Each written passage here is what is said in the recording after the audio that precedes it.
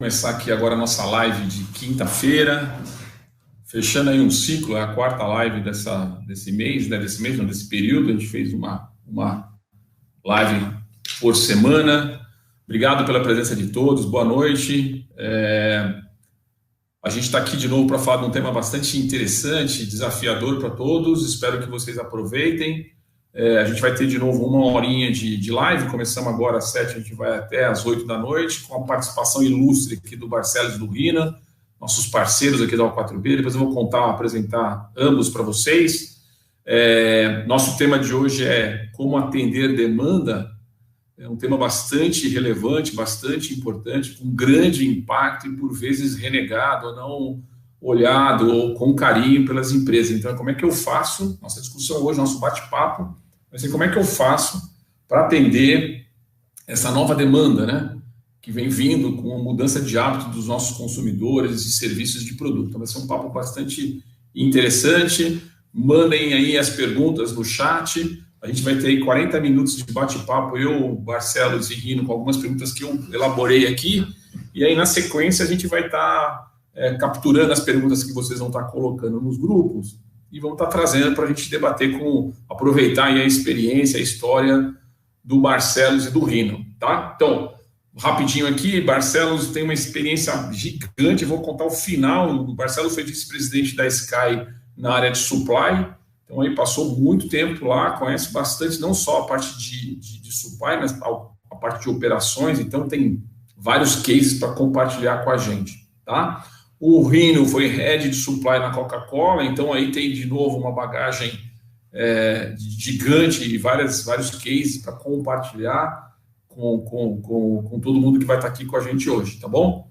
Bom, bem-vindos, boa noite aí, Barcelos, boa noite, Rino. Vamos aproveitar essa uma horinha para bater um papo com a turma. Lembrando de algumas coisas, não esqueçam de seguir a O4B no nosso site lá, www.o4b.com.br, e a Minder, que é a nossa parceira nesse projeto, que é a mindergroup.com.br. Criamos um site específico, que é o saiadacrisefortalecido.com.br, vale a pena também. Todos os e-books dessa série estão lá.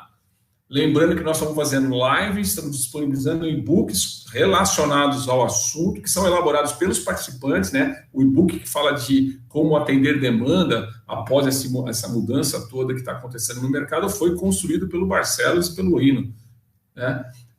O grupo de WhatsApp, que também ajuda a gente a discutir o dia a dia e trocar ideias, então participem de tudo isso, sigam a gente, que a gente conta com a participação de vocês. Tudo bem? Muito bem, boa noite e vamos nessa. Eu tenho uma pergunta aqui, a primeira pergunta, e as minhas perguntas são sempre aquelas que valem $1 milhão, né? Eu vou fazer primeiro pelo Barcelos, e aí o Rino, na sequência, o Rino complementa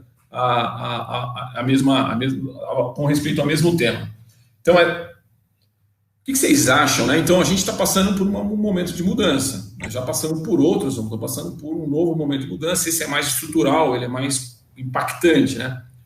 Quais são, na opinião, as principais consequências que que o mercado vai sentir após esse momento de crise, né? Quais são as principais consequências no modelo de atendimento de demanda após esse movimento todo que a gente está vivendo hoje?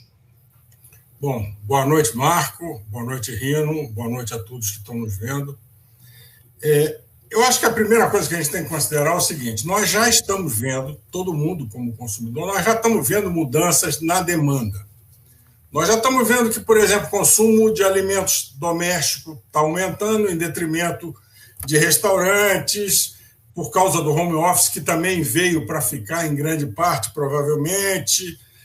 Banda larga tem o seu consumo aumentado, softwares de segurança para tráfego de dados também estão em alta, restaurantes adaptando os seus serviços para serviço de delivery, enfim, embalagens, a indústria de embalagens está tendo que se reinventar também para se adaptar a essa questão. Quer dizer, você tem muita coisa já acontecendo que todo mundo está vivendo e que possivelmente vão deixar um resíduo nisso aí por muito tempo. Viagens corporativas, por exemplo, vão ser reduzidas, no meu modo de ver, vão ser muito reduzidas, porque as pessoas estão começando a se acostumar e ver que é muito mais barato, muito mais simples você fazer reuniões, videoconferências, etc. e tal. A primeira consequência que eu vejo disso aí, para as empresas especificamente, é que todas vão ter que rever os seus parâmetros de planejamento de materiais. Ou planejamento de serviços, quer dizer, umas chamam de planejamento de materiais, outras planejamento de produção, de operação, e muitas chamam pelo nome mais genérico, que é Sales and Operational Plan, o famoso SOP. Todas as empresas já têm esse processo de um jeito ou de outro, mais simples, mais complexo, formal, mais informal, etc. e tal. Mas eu acho que a primeira coisa a fazer, que tem que começar já, é rever os parâmetros desse negócio. Tentar entender o que está acontecendo no mercado, para onde o mercado está indo, e se adaptar a isso.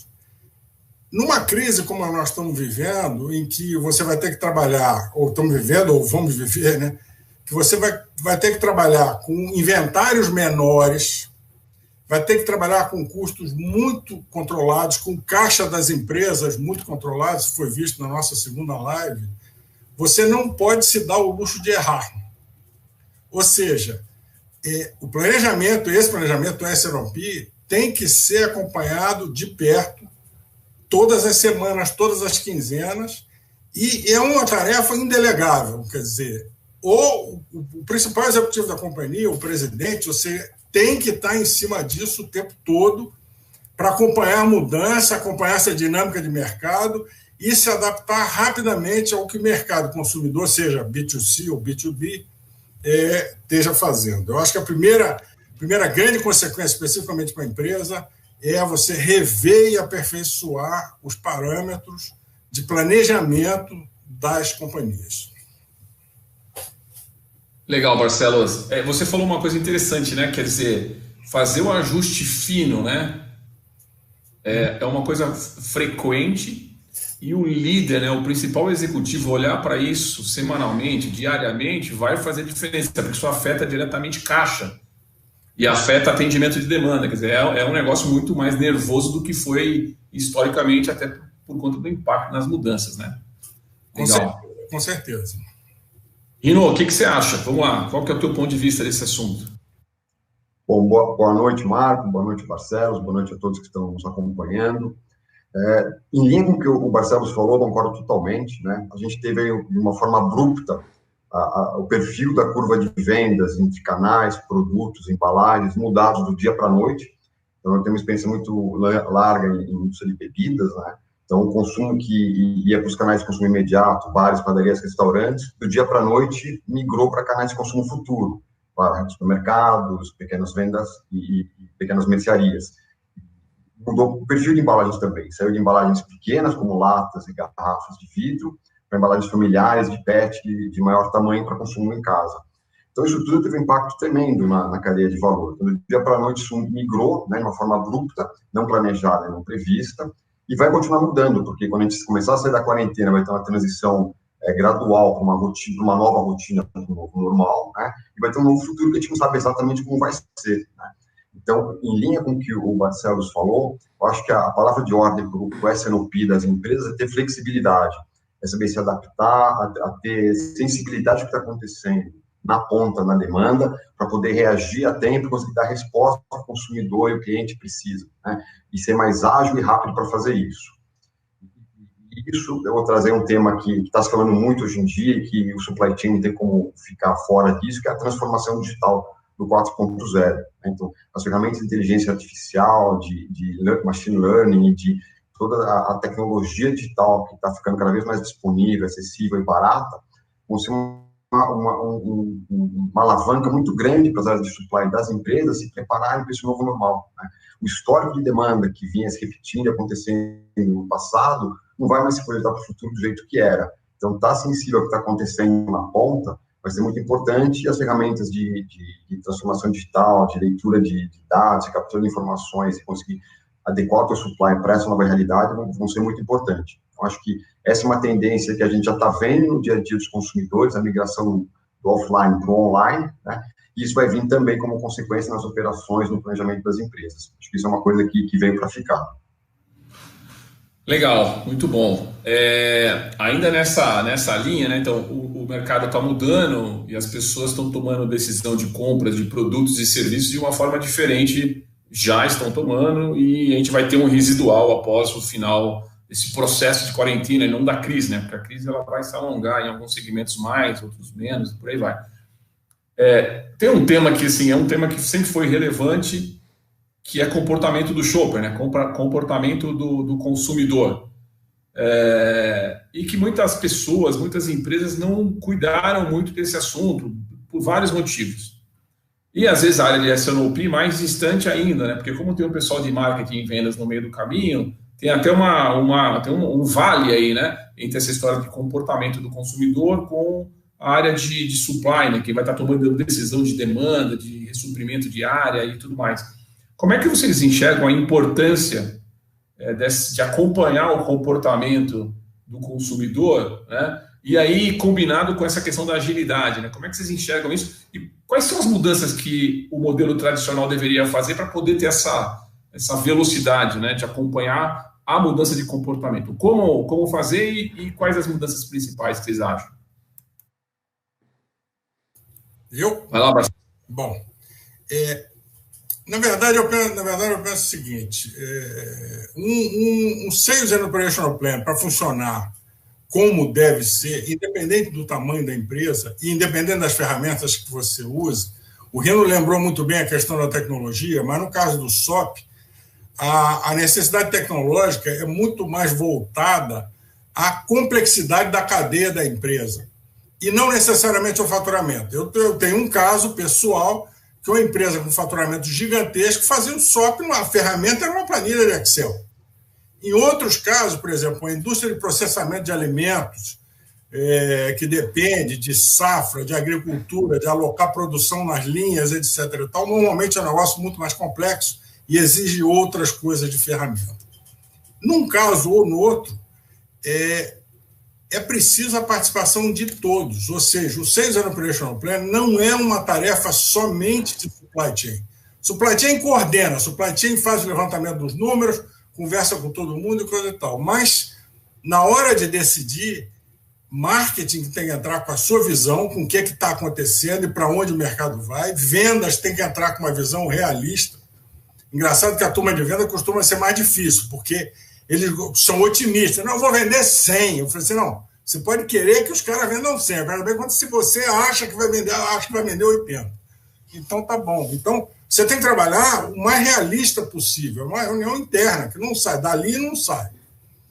E a turma de finanças, porque o cara de finanças que vai decidir. Eu tenho tanto de caixa. Não dá. O meu caixa não dá para fazer isso que vocês estão querendo. Dessa discussão e discordância e consenso, a partir daí, o presidente da empresa toma, ou o principal executivo toma as resoluções que tem que tomar. Vamos investir mais em estoque, vamos correr mais risco, vamos correr menos risco, etc. Então, esse é um ponto. Um outro ponto muito relevante, que eu acho nessa história de entender o comprador, é que eu acho que nós vamos ter além de tudo, nós vamos ter um novo tipo de comprador. Está ficando claro no meu modo de ver, e a gente está vendo isso em várias situações, em que o movimento de globalização vai sofrer um retrocesso, vai haver uma desglobalização. Ou seja, vários países, Estados Unidos principalmente, mas no Brasil e outros, começaram a ver que eles estão muito vulneráveis pelas decisões tomadas anteriormente, que eram muito favoráveis a custo. Entendeu? Então, vamos trazer isso da Ásia, vamos trazer isso da China, vamos trazer isso de onde, e que nessa hora já se mostram muito arriscadas. Eu vou dar um exemplo pessoal. Eu tinha um item, um produto que eu comprava, e que tinha um hard drive, um disco rígido de computador. E os meus fornecedores, eu não comprava direto deles, meus fornecedores compravam da Ásia de 2 fabricantes, somente.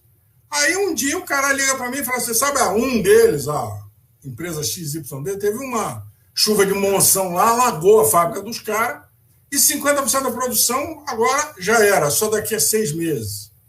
E aí, Claro, isso é no ambiente da empresa, mas você fica pendurado na brocha, você não sabe o que fazer.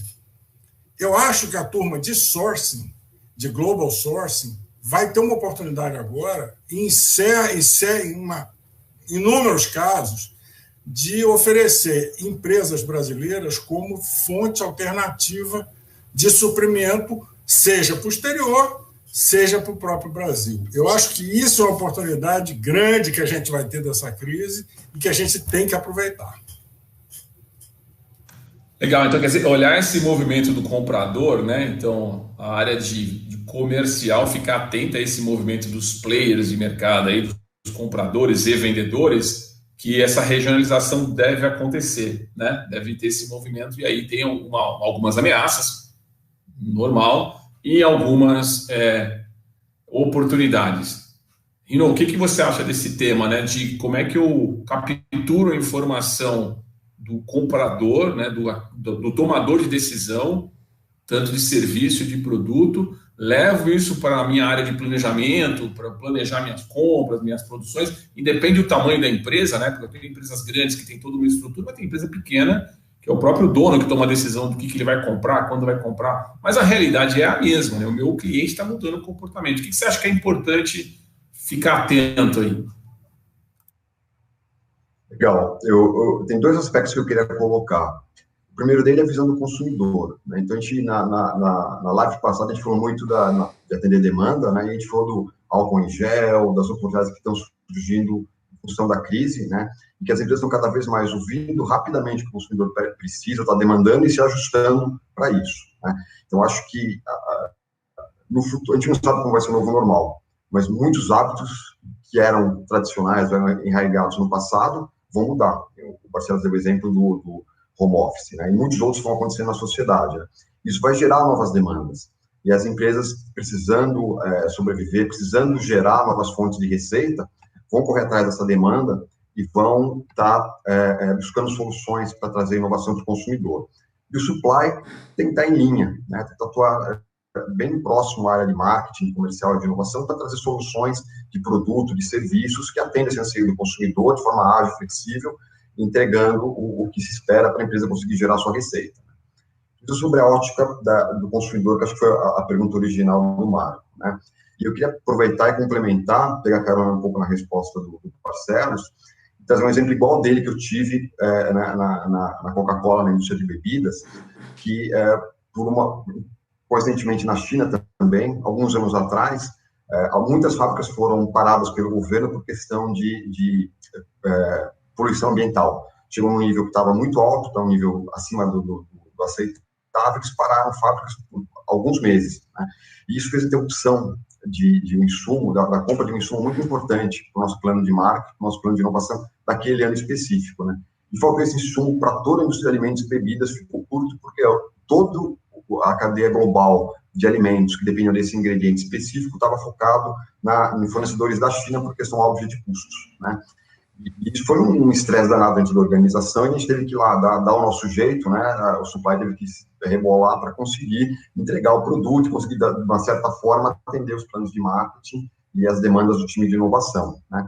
Mas ficou claro para o time global de compras, de strategic sourcing, que não podia ter um insumo estratégico tão importante, que o plano de marketing do ano dependia dele, totalmente baseado numa matriz de fornecedores, uma única geografia, num único local físico, né? E da mesma forma, análogo ao caso que o Barcelos contou. Então, a partir daí, a empresa colocou essa lente de questão de continuidade de negócio, né, de longevidade do fornecedor, e começou a pensar de forma mais estratégica, não só apenas em total cost, não só apenas em custo e em valor, mas também em questão de continuidade do negócio. Então, é uma matriz de fornecedores mais diversa, mais pulverizada regionalmente, e até investiu em fornecedores nos Estados Unidos e na América Latina, para que eles tivessem fábricas novas, a gente se comprometesse com compras mínimas por ano, para incentivar o negócio deles e a gente ter mais segurança de longo prazo, né? Eu acho que isso é um fenômeno que vai acontecer, né? A gente falou muito na atender demanda também, né, sobre a localização, a regionalização de produtos específicos para regiões do Brasil, porque, respeitando coisas culturais e locais, né? Da mesma forma, vai acontecer com a matriz estratégica de fornecimento. Você tem que estar atento a esse ponto e pensar de forma mais estratégica, e não só em custos, então a matriz de abastecimento estratégica, e garanto o meu negócio no médio e longo prazo. Isso é legal, né? Esse ponto. Semana passada, quando a gente estava falando de como é que eu faço para vender mais, né? Um tema que veio muito à tona é a história da colaboração, né? De você ter parceiros mais estratégicos, mais de longo prazo, colaborar, fazer meio que uma operação até open book, né? Abrir livro aberto, para discutir pontos relevantes que podem ser frágeis para um ou para outro, porque aí junto você consegue se fortalecer. Eu acho que esse momento que a gente está vivendo vai deixar um residual que é das empresas se olharem mais para o parceiro do lado, não só como um fornecedor, né? Mas como um braço teu estratégico para você conseguir entregar produtos e serviços de forma mais continuada. Eu acho que é um caminho sem volta, né? Sem volta. Um ponto, mais uma pergunta aqui é óbvio que com a mudança, a economia está reduzida, a gente tem um mercado com um nível de desemprego aumentando, a gente nem sabe o tamanho do número ainda, tem menos dinheiro em circulação, e isso deve continuar, porque tem um efeito colateral, né? Nós estamos agora numa situação extrema e cuidando de saúde, porque os números, principalmente no Brasil, têm assustado, né? Eu acho que a volta da economia vai ser uma volta gradual, lenta, e vai demorar para a gente chegar num modelo de economia que a gente tinha no passado recente, não se esquecendo, não obstante, e aqui eu não estou querendo ser um pessimista, eu estou só querendo colocar um pano de fundo de uma realidade, que a gente acabou de sair do movimento de recessão e estava numa curva de recuperação e agora a gente levou um baque, e estou falando de mercado local. Tem efeitos positivos, que são a compra regional, ok, tudo bem, mas as empresas, de modo geral, vão passar por uma dificuldade. E aí a pergunta que eu vou falar para vocês é, levando em conta essa nova economia, essa mudança de hábito, custo é um negócio que sempre foi um foco importante para eu me tornar competitivo, agora mais ainda. Olhando para essa forma de como é que eu vou atender a demanda, quais são os pontos de atenção, onde o empresário tem que botar a lupa para cuidar, para que o custo não escape da mão dele, assim, na experiência de vocês. Vamos começar pelo Rino agora, vamos inverter esse negócio aqui. Legal, Marco. Boa pergunta e tem tudo a ver com o momento que a gente está passando agora, né? A gente costuma brincar que custa que nem unha, né? Tem que cortar todo dia, toda semana, porque o negócio não para de crescer, tem que estar sempre atento, né? Como você bem colocou, a gente passou por um período de recessão muito grande. Eu, nesses últimos 4, 5 anos como carreira de executivo, eu passei por esse exercício muito forte, né? O volume de vendas caiu sensivelmente, então, para manter as margens e manter a rentabilidade do negócio, e permitir investimentos para continuar crescendo, tivemos que partir para soluções radicais de custo, de reorganização, de mudança de fornecedores, de novas tecnologias para conseguir continuar evoluindo. Então, o Brasil vai estar realmente num momento de estresse, né? Ele vai ser pressionado muito por questão de custo para manter a competitividade e vai ter que ser muito criativo, né? E o ponto que me preocupa mais é que, com a queda do volume, né, os ativos da indústria estavam subutilizados, né? E eu vi hoje na reunião que os empresários tiveram com o presidente lá em Brasília, eles falam que estão com nível de ocupação de 60% dos ativos, né? Isso mostra que tem uma estrutura de custo fixo muito pesada. Então, realmente, vai ter que ter muita criatividade, né? Focar no custos do dia a dia, cortar a gordura que existe e buscar formas, né, de você crescer o negócio. A gente vê replicar coisa que a gente está vendo no mundo digital, que é a tal da uma mistura entre competição e cooperação, né? As plataformas de tipo Uber, tipo de serviços compartilhados, onde você é competidor, mas também é colaborador do seu concorrente, né? De uma forma criativa, pensar em juntar força, em fazer distribuição conjunta, trocar ativos, compartilhar ativos de fábrica para conseguir ter mais produtividade, mais eficiência, diminuir os custos fixos, né? Mas é um desafio bom e vai ter que ter muito jogo de cintura das empresas, dos executivos, para conseguir aí continuar sendo mais eficiente, mais enxutos, né? E lançar mão de soluções digitais que vão realmente poder transformar o negócio e trazer ganhos de produtividade em cima do que a gente já conseguiu conquistar nos últimos anos. Mas o desafio é grande, do meu ponto de vista. Legal, eu acho que a história do custo, eu tenho um caminho que é a pura redução de custo interno, né? É listar lá os meus principais custos, o que é core, o que faz parte do meu negócio eu não posso abrir mão, o que não faz parte do meu negócio, não me agrega valor, eu abro mão logo, porque isso não vai me ajudar no futuro próximo. Tudo que era firula que eu tinha, eu tiro do jogo, né? O que é importante, eu mantenho. E o que é importante, eu tenho que tirar o máximo de produtividade desse negócio. E aí você trouxe um ponto que é a colaboração de novo, né? Às vezes eu tenho uma linha de produção que pode estar produzindo produtos para um outro parceiro e o dele pode produzir produtos. Eu acho que essa história de você abrir a tua visão e trabalhar mais em rede te ajuda a melhorar a tua performance, né? Sair um pouco da caixinha. Eu acho que a gente viveu muito tempo olhando para o nosso umbigo, dentro das empresas, olhando. Abre um pouco esse leque, fala com a pessoa do lado, que às vezes ela tem uma solução, uma oportunidade de fazer uma compra conjunta, de trocar alguma coisa, meio que um escambo, né? Voltar para alguns anos atrás aí e melhorar o teu custo direto, né? Legal. Barcelos, o que você acha? Eu acho que o Rino sumarizou muito bem a situação, não podia concordar mais. Eu só gostaria de enfatizar, especificamente no caso do custo logístico, algumas coisas que a gente tem que levar em consideração. O fato de você ter uma tendência de ter mais entregas domésticas, e essas entregas necessariamente são mais fracionadas, isso pressiona o custo logístico, o custo da última milha, o custo de entrega.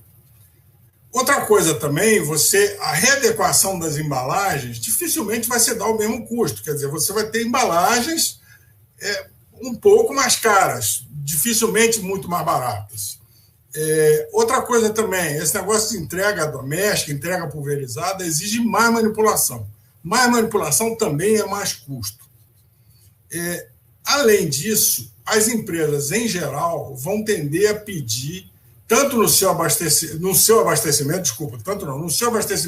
de componentes e matérias-primas, entregas mais fracionadas. Por quê? Porque elas querem alongar os prazos de pagamento. Então, se eu recebia uma vez por mês, sei lá, matéria-prima o mês inteiro, agora quero receber uma vez por semana. Isso também tem impacto no custo logístico. Melhora o caixa, mas o custo logístico de alguma forma é afetado. Nesse contexto, eu gostaria de lembrar de um conceito que eu gosto muito, que não é um conceito muito novo, mas que eu acho que agora nós vamos ter que implantar quase que na marra, e que vem de encontro a isso que vocês estão falando da colaboração, que é a logística colaborativa. O que é a logística colaborativa?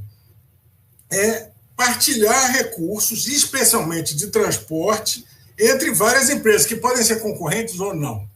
O exemplo clássico disso, que já tem alguns anos, para falar a verdade, eu não sei se ainda está assim, é que, por exemplo, na França, as duas maiores fornecedoras de iogurte para os supermercados, concorrentes assim, de morte, compartilham ou compartilhavam a mesma frota frigorificada.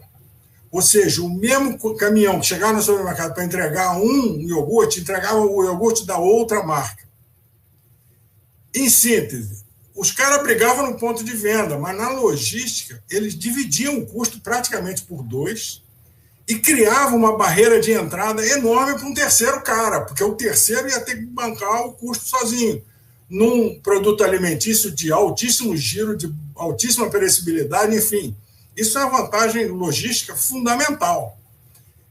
Eu acho que esse é um conceito que pode ser desenvolvido aqui no Brasil. E pode e deve ser desenvolvido no Brasil, especificamente na logística de entrada de componentes, de matéria-prima, etc. E tal, e, eventualmente, na logística de saída. Alguns anos atrás, eu posso falar, porque agora são uma empresa só, eu trabalhava na Avon, e nós fizemos uma análise, chegamos à conclusão que 70% das revendedoras da Avon eram revendedoras também da Natura. Ora, conclusão muito simples. Eu falei assim, vamos chamar os caras aqui, vamos combinar de um caminhão entregar os 2 produtos para a mesma revendedora. Quase me mataram.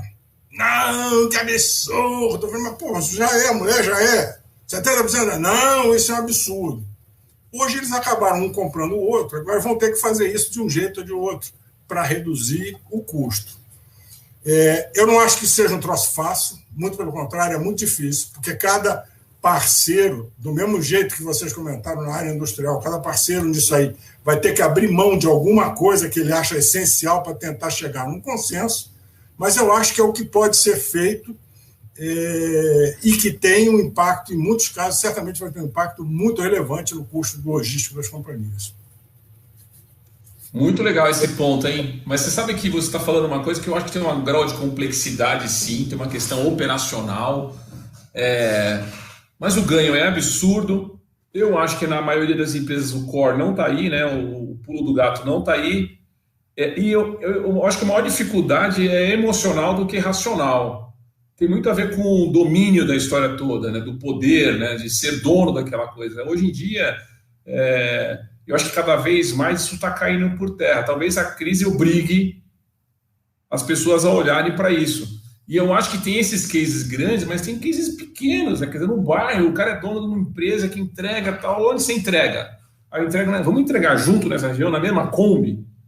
Eu estou dando um exemplo bem prático, pequeno, que eu acho que a gente tem que ser criativo, que é a minha próxima pergunta daqui a pouquinho. Você quer complementar, Rino? Eu queria pegar um gancho que eu acho que o Barcelos pegou muito bem, a questão da frequência de entrega, os níveis de estoque, né? Então, muitas vezes a gente na logística, é uma coisa até cultural, outro paradigma que a gente está rompendo ao longo do tempo, cada um enxerga muito o seu silo, a sua área, o seu quadrado, né? Fica muito focado na sua função, esquece de ver o todo da cadeia.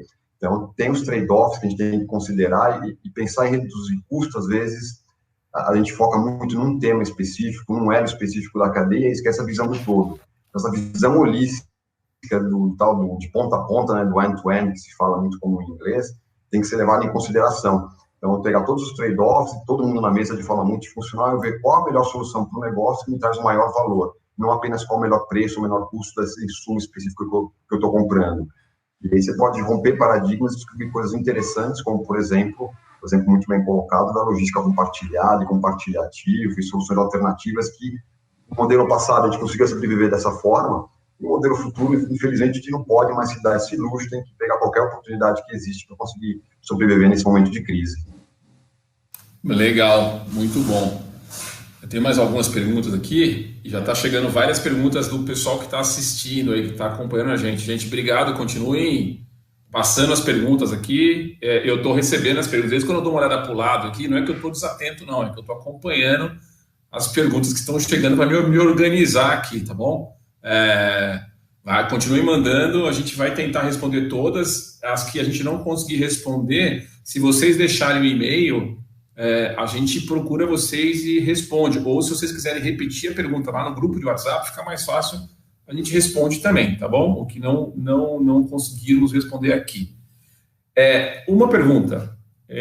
Vocês estão falando que as empresas têm que mudar a forma de olhar, até olhar de forma mais sistêmica esse processo todo, que começa muito antes de atender a demanda e termina depois, né? Não é só colocar no carro e entregar, essa decisão começa antes e termina depois. Quais são as principais mudanças do ponto de vista de indicadores? O que vocês acham que esse pessoal tem que olhar? Que seria, sei lá, quais são o que eu tenho que olhar principalmente como indicador de performance para ver se eu estou apontando para o lado certo? E essa é uma pergunta. E a outra complementar a essa é: vocês mudariam o ritual de uma empresa tradicional para atender essa nova demanda, levando em conta que eu tenho que olhar muito mais para o shopper e que eu tenho que ter uma visão muito mais sistêmica de tudo? O que vocês acham? Vai lá, Barcelos. Bom, eu acho que em termos de indicadores, além dos tradicionais, caixa, volume de venda, etc. e tal, eu acho que no ambiente de entrega mais pulverizada, de menos inventário, um indicador tradicional, o OTIF, On Time in Full, quer dizer, entregas feitas a tempo e completamente de acordo com o pedido do cliente, é um indicador absolutamente fundamental e que vai dar o resultado no mercado da tua estratégia de planejamento, de estoque, de inventário, de entrega, de separação, enfim. Então, eu acho que, além desse tradicional, o On Time in Full é fundamental para você monitorar o que a empresa está fazendo. E, obviamente, ganhar mercado. Por outro lado, como fazer isso, como fazer a empresa se engajar. Eu acho que também, como toda crise, tem uma das consequências que está todo mundo com medo de perder o emprego. Quer dizer, os que mantiveram o emprego vão estar com medo de perder. E eu acho que medo faz as pessoas se engajarem mais. É uma afirmação meio que certamente vai ter alguma contradição, mas o cara está com medo de perder o emprego. Então, os gerentes, os gestores vão ter a oportunidade de reunir as equipes e colocar os problemas claramente. Falar assim, como é que a gente faz para melhorar esse negócio aqui? O cara vai dizer, o cara sabe, o cara que está ali na operação industrial, na operação logística, vai dizer, por que a gente não faz assim, por que a gente não faz assim? Aparecer 1, 2, 3 ideias boas no meio de 500, você já ganhou. Uma história muito interessante que eu conheço, muito interessante, é o seguinte. Tinha uma empresa que industrial, metalúrgica, e que operava várias máquinas, tornos, fresas, e uma plana de arraste. Acho que todo mundo não vai saber o que é, mas é como se fosse uma mesa que se desloca para trabalhar alguma peça de metal. E começou a ter um problema muito sério de segurança de trabalho, porque toda vez que iam varrer os resíduos debaixo da mesa, machucava o braço do varredor, porque tinha engrenagens, dentes, etc. e tal, o cara ia parar na enfermaria, e aí o cara de segurança de trabalho começou a encher o saco da área industrial, não é possível isso e tudo, como é que a gente pode fazer? Os caras discutiram um monte de engenheiro, eu posso falar mal de engenheiro, porque eu sou engenheiro. Um monte de engenheiro faz isso, faz aquilo, sobe. Ninguém é perfeito, né, Barcelos? Ninguém é perfeito. Né? Eu já tive um chefe que falou isso para mim. Discute, vai, aí não chegaram a conclusão nenhuma. Aí alguém falou, chama o varredor aqui, que era o cara que se machucava, pergunta para ele. Chamaram o varredor, falaram assim, o que você acha que a gente tem que fazer? O cara falou assim, aumenta o cabo da vassoura. Aumenta o cabo da vassoura, não tem que botar o braço lá embaixo, eu não me machuco. Então, esse é um exemplo até engraçado, mas que você tem que envolver as pessoas. Você tem que discutir, tem que ter paciência, que às vezes a gente não tem, para chamar o cara, ouvir, entender a linguagem dele, ir lá ver. E certamente daí sai coisa boa. Muito legal. Eu acho que esse ponto Você sabe que a gente trabalha com consultoria, né? E eu sempre brinco que as respostas estão nas empresas. E eu gosto muito de conversar com todo mundo. Então, a gente vai lá, conversa com um, conversa com outro, e você começa a montar o quebra-cabeça e a maioria das vezes não tem nenhuma grande descoberta, inovação que vem da NASA, né? Tem muita coisa muito simples, trivial até, como esse exemplo, que bem executado faz uma diferença danada. Então, um ponto que você trouxe que eu acho que é legal vamos conversar internamente com nossos pares para ver onde estão as respostas, né? As respostas normalmente já estão ali, já estão instaladas, é só executar bem executado, com velocidade, né? O que você acha, Rino? Cara, perfeito. Eu acho que o Barcelos colocou muito bem. O papel do supply chain não muda substancialmente, então os indicadores vão continuar muito parecidos, muito próximos que a gente tem hoje. Eu colocaria aí três pitados, ou três enfoques diferentes que eu acho que pode adicionar ou evoluir no futuro. Primeira, questão de flexibilidade. Então, questão de inovação, de rapidez de ir para o mercado. E o supply chain tem um papel muito importante, porque é ele quem transforma o PowerPoint, o Excel de um projeto de inovação de marketing para um produto na gôndola, no supermercado, para o consumidor. Né? E aí você perguntou um pouco o que isso vai trazer em termos de impacto para as empresas, né? Questão de mudança de cultura. Todas as grandes organizações estão buscando atuar de forma mais ágil, mais flexível, um pouco imitando o modelo de trabalhar das startups de tecnologia. Então, inovação ágil, com squads, times multifuncionais para buscar solução, né? Co-criar junto com o meu cliente, com o meu consumidor e com meus fornecedores. O exemplo do cabo da vassoura do Barcelos é bem clássico. A gente se foca muito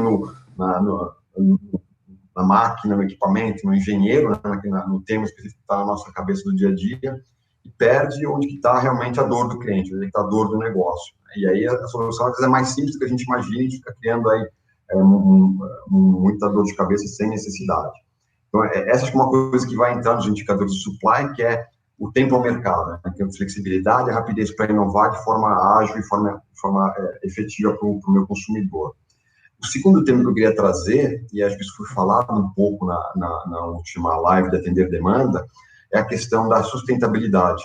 Então, o tema de rastreabilidade dos insumos, das matérias-primas, dos meus produtos, se eles foram produzidos de forma ambientalmente responsável, socialmente responsável, sem uso de mão de obra análoga a escravo, sem ingredientes contaminados, porque a questão de saúde e meio ambiente já era uma tendência forte. Eu acho que com essa pandemia, com essa crise, essa preocupação toda com higiene, saúde, aumentou e estressou mais esse ponto, então a gente vai ter cada vez mais essa preocupação do consumidor, né, que isso já está acontecendo na Europa, nos países desenvolvidos, de ele chegar lá na prateleira do supermercado, escanear os QR codes do produto, e aí poder saber qual a fazenda que veio, qual o lote de laranja daquele suco, como que ele foi embalado, pelas condições de temperatura e de ambiente que ele foi armazenado e transportado, como que ele foi entregue no ponto de venda, e como que eu estou apto ou não a consumir aquele produto. Né? Eu acho que isso é muito importante. E um outro tema que não é bem um indicador, mas é uma lente importante, que eu acho que vai crescer de valor e de relevância para as empresas e para a gestão do supply, é a questão da continuidade de negócio, os planos de continuidade do negócio. Como eu tive um papel de governança muito relevante na minha última função dentro de Coca-Cola, eu era muito cobrado pela matriz com relação a isso, então ter plano de contingência, imaginar quais cenários possíveis de risco, quais eram os planos alternativos, o que eu podia fazer para contornar aquela situação, que parecia um pouco uma elucubração, um pouco um negativismo, tentando imaginar tudo que podia acontecer de ruim e me preparar para ele, mas se eu me preparo com antecedência, né, eu saio melhor lá na frente, eu me exponho menos ao risco, tenho menos impacto no negócio, eu consigo suavizar um pouco os efeitos, né? Se eu não consigo evitar que uma pandemia aconteça, pelo menos quando ela acontece, eu sei o que fazer, para onde correr, como me proteger, como fazer no futuro. Então, acho que esse é um tema que no Brasil e na nossa cultura brasileira, que é muito de imediatista, não é muito de planejamento de longo prazo, vai passar a ganhar relevância para o supply chain, se preparar e antecipar cenários negativos futuros e ter um plano de contingência para conseguir sair dessa situação de forma mais eficiente e mais rápida possível. Muito legal, muito bom. Tem um monte de pergunta aqui, eu vou tentar me organizar aqui. Vamos lá. Eu já estou abrindo para a pergunta da turma lá. Tem outras que eu iria fazer, mas não vai dar tempo. Tem muita coisa aqui e passa rápido. Já estamos aqui nos últimos 20 minutos, 19 minutos, então parece que o papo tá bom. Vamos lá. Cadê aqui? Tem um ponto interessante. Tem várias pessoas fazendo pergunta, depois eu falo o nome de algumas aqui, tá?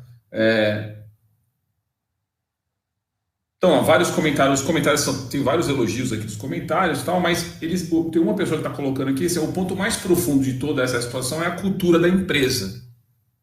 Quer dizer, o que eu estou entendendo aqui é o seguinte: as empresas têm uma cultura, tem um lado emocional, né? Muitas empresas que estão assistindo a gente, participam do nosso dia a dia, são empresas de médio porte, empresas familiares, que o dono está envolvido, tem toda uma história, tem uma carga emocional gigante dentro dessa história toda, e essa mudança, abrir mão de algumas coisas é difícil, né?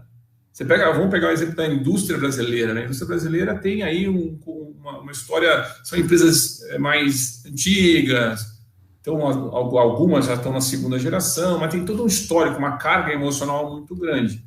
E o ponto aqui que o João está trazendo é que um dos grandes desafios é mudar a cultura. Se eu não mudar a cultura, eu não consigo mudar a forma de olhar. Qual é a dica que vocês dão para que essa questão aconteça? Eu sei que não é uma questão exclusiva de supply, né, de atender demanda, mas eu acho que percorre a empresa inteira. A experiência de vocês pode colaborar com a turma aqui com alguma dica. Quem quer começar? Vocês decidam aí. Eu posso começar. Eu acho que isso é um ponto extremamente interessante. E eu gostaria de focar um aspecto dele, sair um pouco dessa história da empresa familiar, que é o aspecto da cultura em servir o cliente. Eu acho que uma das coisas que a gente precisa ter mais desenvolvida no Brasil é esta cultura, ou seja, você ter a empresa inteira engajada em servir ao cliente. Ou seja, eu estou aqui no departamento de contabilidade fazendo balanço, mas, na verdade, eu estou aqui trabalhando, sou uma parte do esforço para servir o cliente que está lá na ponta. Nesse sentido, eu tenho um exemplo muito interessante, que eu considero muito interessante, que eu vivi na Sky. Vocês imaginam o seguinte, uma empresa feita a Sky, que vende TV por assinatura, o atendimento, o call center, é terceirizado. Ninguém ali no call center é funcionário da Sky. Ou era funcionário da Sky até hoje. E também os técnicos que vão na casa das pessoas, ou seja, que entram na casa das pessoas para instalar, também são terceiros. Nenhum deles é funcionário da Sky. Só que a Sky foi desenvolvendo ao longo do tempo, e eu não tenho mérito nenhum nisso, porque isso já era assim quando eu cheguei lá e só foi melhorando, uma cultura tal que essas pessoas terceiras se sentiam Sky. Elas eram respeitadas, elas tinham benefícios adequados, não eram tratadas paternalisticamente, mas eram exigidas no seu trabalho, e exigidas mesmo, mas, entendeu? Se sentiam Sky, vestiam camisa da Sky. Então, você tinha um contato direto com o consumidor por gente que não era funcionária da Sky e ninguém sabia disso, nem parecia isso. Aí eu faço um paralelo para hoje. O que são os motoboys? Os motoboys são terceiros. O que são as transportadoras que a gente usa para fazer as entregas? São todos terceiros. A gente tem que envolver esses caras e fazê-los sentir da empresa, sem serem funcionários, são terceiros. Isso eu acho que faz diferença. Isso pode fazer uma diferença muito grande nesse aspecto da cultura de servir ao cliente final.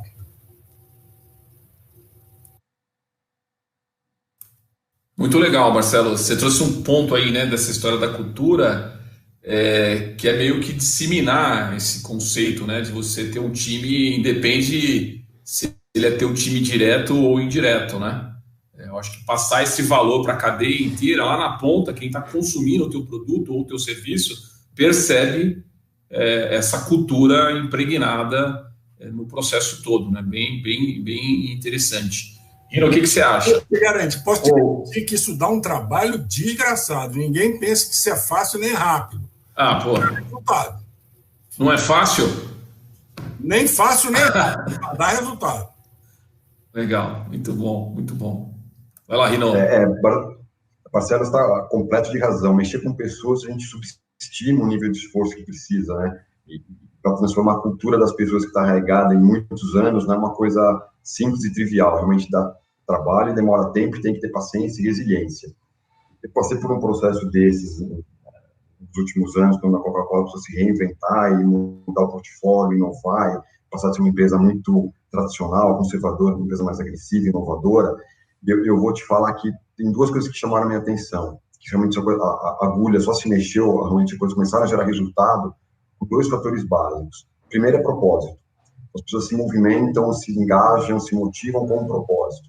E as novas gerações, elas trabalham mais pelo propósito do que pela carreira, pelo emprego, pelo salário em si. Lógico que tem as ambições, mas o propósito ainda fala mais alto do que talvez para as gerações mais antigas, de muitos anos atrás. Então, acho que ter um propósito claro e ser fiel ao teu propósito nas suas ações, nas suas decisões, na forma de gerir um negócio, é que realmente faz com que elas se engajem, entendam essa nova cultura e se movam para lá. Né? Acho que esse é um tema importante. E o outro, é meio chavão que eu vou falar, mas infelizmente ou felizmente é verdade, o exemplo tem que partir de cima.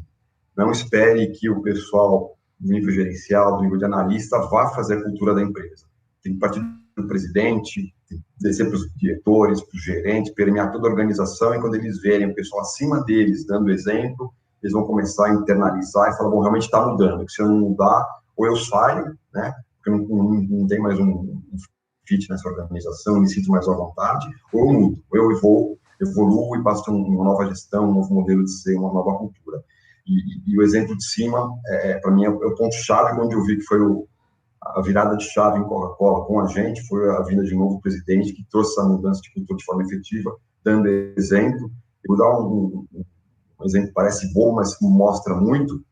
Todo mundo tinha sala fechada, né, do presidente até o analista sênior, ou em sala ou em cubículos, né, em espaço reservado. Ele trouxe o Open Office de todos os níveis e toda a organização. Então, grandes mesas de trabalho, modelo startup de trabalhar, dele até os vice-presidentes, diretores, gerentes, todo mundo trabalhava em espaço aberto, sem informação confidencial, sem total transparência, total abertura de portas. E aí a coisa realmente começou a acontecer. Muito legal. Você acabou respondendo uma pergunta aqui também, ou complementando uma pergunta da Virgínia, né? Muitas vezes as pessoas não têm essa vontade de mudar, estão num ambiente mais confortável, média gerência, às vezes. Eu acho que o papel da liderança, né, em estar na frente da tropa, conduzir esse processo, que dá trabalho, às vezes E eu sempre falo que as empresas, quando elas estão no mundo do voo de cruzeiro, é o maior risco que tem, né? Porque dá aquele ambiente confortável, tá quentinho, vou ficar aqui, e aí o gestor principal dá aquela relaxada, e aí a coisa começa a se perder. Então, essa vontade de melhorar o tempo todo, de mudar o processo, de fazer melhor, né? Não a fazer por fazer, né? Fazer melhor, acho que tem que ser o ímpeto do líder desse processo. Porque ele vai estabelecer um método, e aí o método pode estar numa folha de papel, né? Quando a gente fala muito de método, o Barcelos deu a história de uma planilha de Excel, muitas vezes essas coisas resolvem muito bem. Tem muito mais a ver com comportamento, com ação e com o exemplo do líder do que com um monte de parafernália que tem por aí, né? Então, eu acho que ainda mais nesse momento o líder tem que se apresentar. Se ele não se apresentar para ajudar nesse processo, ele vai ter muita dificuldade para passar por isso. Bom, a gente falou um pouco sobre indicadores, a gente falou sobre o desafio de custo, né? E aí surgiu a ideia interessantíssima de explorar cada vez mais a colaboração, né? E em indicador, a gente trouxe de novo à tona a história do OTIF, né? Que é o quanto que eu entrego, o que o meu cliente pede, se eu entrego tudo que ele pediu, no tempo que ele pediu, quer dizer, que é uma coisa super... deveria ser, muita gente não usa, mas deveria ser super usado, e agora é um indicador importantíssimo para eu saber se as decisões que eu estou tomando estão refletindo na operação. Então, um monte de coisa muito interessante sobre as questões de supply, né, e de como é que eu vou atender essa demanda nova, mais fracionada, mais picada, com novos tipos de embalagem, com vários pontos de entrega. Eu tenho que estar atento a tudo isso, e eu acho que a colaboração, a agilidade, a criatividade vai ser fundamental para tudo isso. Tem um ponto aqui para a gente finalizar já, que é um tema muito mais, que eu acho que vocês vão conseguir responder de forma muito tranquila, mas tem muito mais a ver com o negócio. Né? A gente discutiu isso um pouco a semana passada, e eu vou trazer isso para cá porque apareceu mais de uma vez aqui na pergunta da turma. Qual que é a pergunta que está vindo? Alguns negócios, e aí tem um exemplo aqui da área de evento, por exemplo. Grandes eventos, então um estádio de futebol, um show de banda, tal. A área de turismo, né, que tem toda uma cadeia de suprimentos, ressuprimentos por trás, tudo. Esse negócio demora mais para voltar, e se voltar em algumas situações, né? E a pergunta aqui é o que fazer, né? O que fazer? De novo, pergunta de mais de 1 milhão. Essa deve ser de uns 10 milhões, mas uma coisa que a gente falou da outra na semana passada, e eu queria ouvir a opinião de vocês, às vezes o que fazer é sair do negócio. Vou apanhar de algumas pessoas, eu sei, tem uma controvérsia aí, mas você tem um negócio que não é gerador de caixa no tempo. Já vem ruim. Você está num segmento super competitivo e você está impactado pela crise, às vezes insistir nisso não é uma decisão inteligente. Esse é um ponto. O outro ponto é quando eu vou insistir nesse negócio, eu acho que eu tenho que reinventar o meu modelo de negócio. Então, por exemplo, eu sou uma empresa que faz, evento presencial. Eu vou ter que ter uma solução de evento à distância, uma solução híbrida, né? Criar outras ferramentas para levar esse conteúdo, que é o entretenimento, para os lares, sem ter a necessidade de ter todo mundo junto no mesmo lugar. Então, assim, o que vocês acham desse novo mercado, né? E as empresas que têm uma situação mais crítica, o que elas deveriam fazer, na opinião de vocês? Eu sei que aumenta um pouco o escopo, não é só supply, mas vocês viveram por momentos de crise, já passaram por isso. O que vocês sugerem para o empreendedor que está com a gente na live? Quem vai primeiro aí? Eu pego essa primeiro. É um desafio, né? É um desafio porque não tem resposta fácil, não tem resposta única, mas o exemplo de Coca-Cola de novo, né, que estava muito desafiada pela questão do açúcar, das calorias, ela teve que se reinventar, comprou empresas, expandiu o portfólio, buscou soluções alternativas, né, ou produtos alternativos.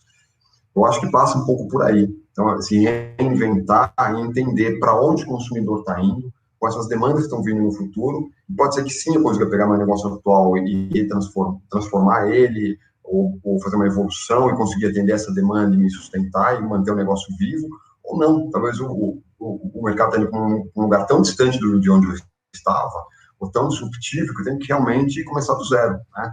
E aí você pode ter 3 níveis de inovação, né? Informação incremental, inovação adicional ou informação transformacional. Então, talvez você tenha que ir nessa escala buscando soluções de expandir portfólio com novos sabores de um alimento, de uma bebida, buscar outras categorias dentro do mundo de bebidas, que é o meu universo que eu conheço, ou não, nada disso está resolvendo, puxa, eu vou agora montar um serviço de delivery de bebidas customizadas para o consumidor que faz esporte, que quer receber na casa dele um isotônico específico para o dia da competição, que ele vai fazer a maratona.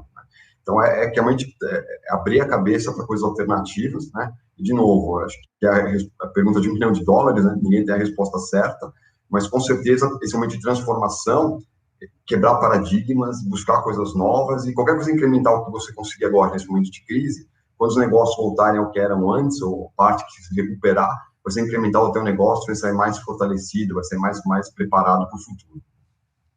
Legal, ótimo, Marcelo. Rino, obrigado. Marcelo, o que você acha? Eu acho que tem, realmente, a pergunta de $1 milhão, se eu tivesse a resposta, eu não estaria sentado aqui.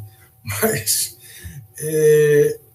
vamos pegar o caso da empresa de eventos, que foi o que você falou. Eu acho que tem alguns níveis. Primeiro, você tem que reduzir o custo fixo ao mínimo para tentar sobreviver, porque esse negócio vai voltar, só que vai demorar 1 ano. Quando é que nós vamos voltar a ter estádio de futebol cheio ou eventos cheios e coisa e tal? Quando tiver a vacina. Quando tiver a vacina, vai poder voltar tudo. Qual é o desafio? Sobreviver até lá. Algumas alternativas. Reduzir o custo fixo ao mínimo. Outra, tentar fazer uma fusão com outra empresa que tenha um negócio complementar ao seu, ou similar, para sobreviver. Entendeu? Então, uma fusão é uma alternativa. Entendeu? Possível. É fácil? Não é fácil. Não tem nada fácil aqui. Aqui não tem resposta fácil. Só que é uma possibilidade. Pensa no caso, por exemplo, das companhias aéreas. As companhias aéreas estão fritas, meu amigo. Estão fritas, não tem jeito. Vai demorar mesmo e não tem alternativa. Agora, certamente a gente vai ver uma consolidação. Eu acho que em outros casos, e aí indo para o mais genérico, certamente nós vamos ter consolidação de empresas, mas com toda certeza, seja de indústrias, seja por via de colaboração ou por via de fusão mesmo e reduzir o número de empresas. Quer dizer, eu particularmente estou esperando uma redução do número de empresas em alguns desses segmentos que tendem a demorar mais a voltar. Muito legal. Eu gostei bastante das respostas. Eu achei que foi um papo... Passou, acabou. Estamos aqui no finalzinho já. Valeu muito. Eu espero que vocês tenham gostado, que estão aí acompanhando a gente. Mais uma vez, Barcelos e Rino, muito obrigado. Eu acho que é fundamental usar a experiência no bom sentido de vocês para colaborar, né? A gente tem motivado muito essa troca de forma muito aberta, muito transparente, e não é de hoje. A gente sempre fez assim, a gente sempre acreditou nessa rede ajudando um ao outro. Eu acho que isso funciona, dá trabalho, muita gente não acredita, mas funciona, e eu acho que o momento que a gente está vivendo vai ajudar a gente a entender cada vez mais que é um processo muito rico e contínuo. Obrigado de verdade pelo tempo de vocês, pela dedicação, por escrever o e-book, por darem ideia, por estarem participando desse processo que não termina aqui. Nós vamos aprontar mais algumas aí, tá bom? Obrigado mesmo, e de coração, foi muito bom ter vocês aqui hoje. Ao pessoal que está com a gente aí participando, agradeço a presença. Um recado importante, a gente vai dar uma parada aí de umas 2 semanas, porque a gente vai redesenhar, então a gente está lançando um produto novo, com mais conteúdo, vamos ter mais ajuda aí do Rina, do Barcelo, do Gasparian, que participou semana passada, do André, tem uma turma aí que vai estar com a gente. A gente quer criar um portal legal para a gente contribuir com vocês com conteúdo. A gente vai dar uma parada só para organizar tudo, vamos voltar com mais conteúdo, mais organizado. Então, mas temos lá com o nosso site, não saia da crise fortalecido.com.br, tem lá os e-books, tem os grupos de WhatsApp para vocês participarem, acompanhem a gente nas mídias sociais, e a gente tá muito feliz e vamos sair dessa juntos. Aí. Obrigado. E aí eu queria só as palavras finais do Rino e do Barcelos para a gente encerrar. Da minha parte, boa noite, gente. Obrigado. Bom, da minha parte, boa noite também, Rino, boa noite, Marco, boa noite a todos que estão nos assistindo. Foi um prazer estar aqui e nos vemos na próxima. Abraço a todos. Legal. Bom, obrigado, Marco e Barcelos, pela oportunidade de estar aqui com vocês. Foi uma ótima experiência mesmo. E para o pessoal que está nos ouvindo, eu queria deixar uma mensagem de que eu confio muito no profissional de supply chain e de logística do Brasil. A gente passou por vários planos econômicos na década de 90, por explosão de consumo na década de 2000, várias crises. Tenho certeza que a gente tem as competências e as capacitações e a energia para passar por esse período. Está todo mundo com frio na barriga, mas tenho certeza que a gente vai ser mais fortalecido e mais preparado do lado de lá. Força e sucesso para todo mundo aí. Obrigado. Valeu, gente. Boa noite. Obrigadão. Tchau, Barcelos. Tchau, Rino. Valeu, boa noite. Obrigado. Tchau, pessoal. Valeu. Cuidem-se. Valeu. Valeu.